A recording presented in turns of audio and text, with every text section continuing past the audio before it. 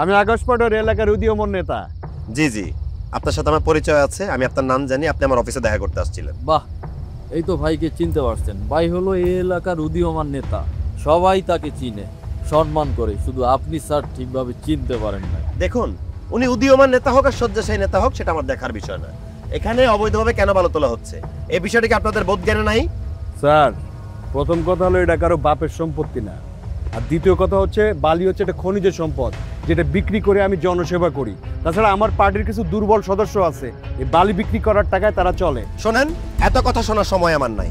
আপনি যদি এখনই অবৈধভাবে বালু উত্তোলন বন্ধ না করেন তাহলে কিন্তু আমি অন স্পটে লিগ্যাল অ্যাকশন নিতে বাধ্য হব। হ্যাঁ স্যার, আমি এত বোকা না। ঠিক আছে, বন্ধ করলাম। এই, বালি উঠানো বন্ধ কর। আকাশ পাটোয়ারি সাহেব, খুব সাবধান থাকবেন।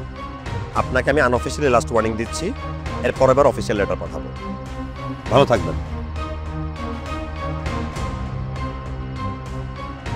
আকাশ পাটোয়ারি কি পারে সেটা সময় হলে বোঝা যাবে। আয়।